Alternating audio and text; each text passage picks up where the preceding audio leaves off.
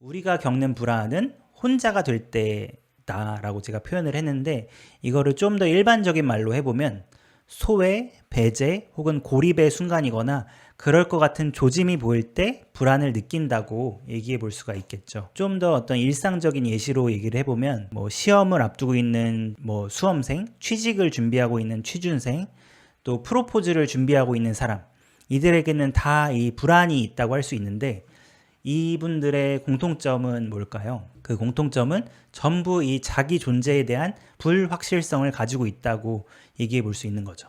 시험에 떨어진다면, 취직에 실패한다면, 그리고 또 이 프로포즈로 내 마음이 받아들여지지 않는다면, 이게 다 내가 원하는 그 어떤 무언가로부터의 소외나 배제가 되어서 혼자가 되는 것과 결국은 연결이 되는 거죠.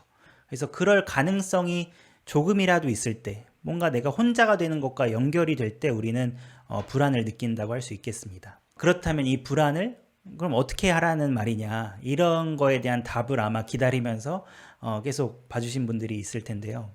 불안이 느껴진다면 충분히 느껴라. 이것이 제가 지금 수준에서 할 수 있는 최선의 답변이 될 것 같은데요. 제가 좀 보충 설명을 좀 해보겠습니다. 이 충분히 느끼라는 말에는 좀 두 가지 정도의 의미가 있을 것 같아요. 첫 번째는 안 느끼면 억압을 하게 되고, 그렇게 되면 오히려 다른 어떤 증상이 나타날 수 있기 때문에 그 억압보다는 느끼는 게 차라리 낫다라고 이론적으로는 얘기해 볼 수가 있을 것 같아요. 두 번째 의미는 불안을 느낀다는 말에는 이 충분히 고민을 해야 된다라는 의미가 있는데요.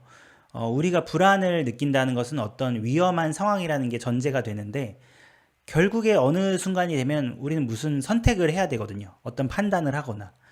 그래서 그때는 결국에 무언가는 선택의 갈림길에 오게 되는데, 그 선택을 하기 이전에 충분히 고민을 하는 게 중요하다는 거죠.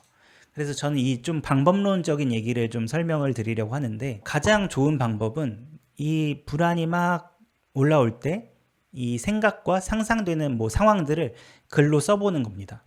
그냥 컴퓨터 앞에 앉아서 메모장 하나를 켜놓고 그냥 올라오는 대로 막 타이핑을 해보는 거예요. 그래서 논리적일 필요도 없고 검열할 필요도 없이 이 머릿속에 있는 걸 그냥 이 메모장에 옮긴다, 이런 생각으로. 근데 그러고 나면 일단 그 복잡한 생각을 좀 거리를 두고 볼 수 있게 되거든요. 그래서 그 글을 어느 정도 일정 시간이 지난 다음에 보면은 제 3자의 시선으로 좀 볼 수 있게 되는 거죠. 요즘에 메타인지라는 말을 좀 많이 쓰는 것 같은데, 그런 식으로 내 생각과 걱정들을 한번 보는 거예요.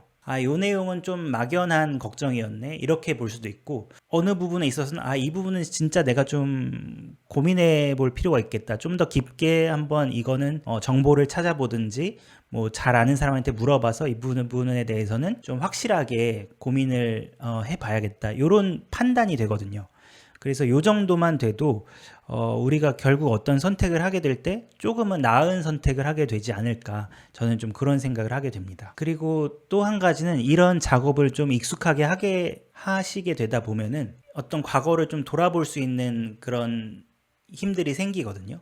그러니까 모든 사람들의 인생이 그렇지만 여러분들도 지금까지의 삶을 한번 되돌아보시면 언제나 그 어떤 선택들을 하면서 여기까지 오셨잖아요. 근데 그거는 선택의 역사이기도 하지만 이 불안을 극복해온 역사라고도 할 수가 있거든요. 그래서 이 불안이 있으니까 이런 선택을 하면서 여기까지 왔고, 또 이 불안들을 해결하기 위해 이런 선택을 하면서 왔기 때문에 그런 것들을 한번 돌아보는 것도 불안을 좀 잘 다뤄볼 수 있는 하나의 또 방법이라고 생각이 됩니다.